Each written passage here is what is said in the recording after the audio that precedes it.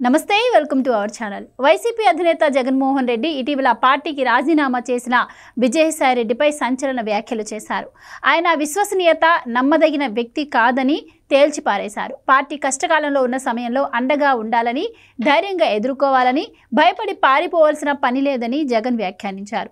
రాజకీయాలు 5 ఏళ్లకు ఒకసారి మారిపోతూ ఉంటాయని, ఓడిపోతే ధైర్యంగా పోరాడాలని హితవు పలికారు. విజయసాయి రాజీనామాపై స్పందించాలని కోరిన విలేకరుల ప్రశ్నకు ఆయన ఈ విధంగా రియాక్ట్ అయ్యారు.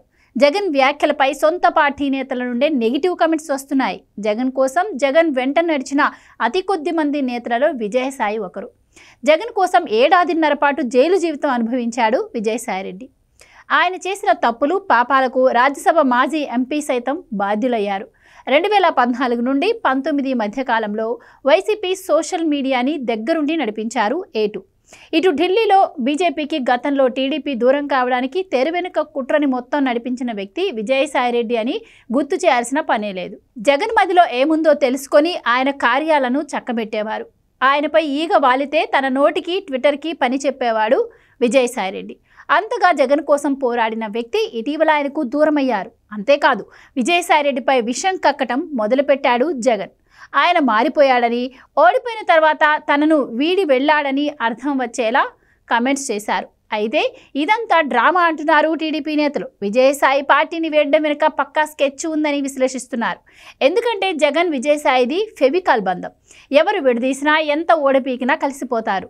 ఒకరు కర్త అయితే మరొకరు కర్మ. జగన్ రెడ్డికి అత్యంత విశ్వసనీయ వ్యక్తిగా, నమ్మిన బంటుగా విజయసాయి రెడ్డికి పేరుంది. అంతేకాదు, జగన్ రెడ్డి స్కీములలో ఎంతటి బలమైన పాత్ర ఉందో తెలియదు, కానీ స్కీములకు ఆయనే మాస్టర్ మైండ్.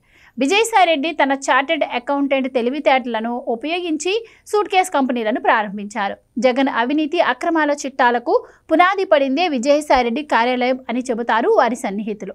అందుకే పార్టీలోనే కాదు, అవినీతిలోనూ ఈ ఇద్దరు A1 A2లు అని ముద్రపడింది. అలాంటి విజయసాయి రెడ్డి పార్టీని, జగన్ను దూరం చేసుకున్నాడు అంటే దాని వెనుక భారీ స్కెచ్ ఉంటుందని ఊహించాలని గుర్తు చేస్తున్నారు. జగన్ అణువణువు తెలిసిన వ్యక్తిని ఆయన ఎందుకు వదులుకుంటాడని కొందరు ప్రశ్నిస్తుంటే, జగన్ కుటుంబం వలనే తనకు ఇంతటి పేరు ప్రఖ్యాతులు వచ్చాయని, ఆ ఫ్యామిలీకి తను ఎప్పటికీ సేవకుడినే అని బహిరంగంగా చెప్పే వ్యక్తి ఎందుకు దూరం అవుతాడని నిలదీస్తున్నారు. అయితే ఈ స్కెచ్ ఏంటి, దాని వెనుక స్కామ్ ఏంటి అనేది త్వరలోనే వెలుగులోకి వస్తుందని ఆశాభావం వ్యక్తం చేస్తున్నారు.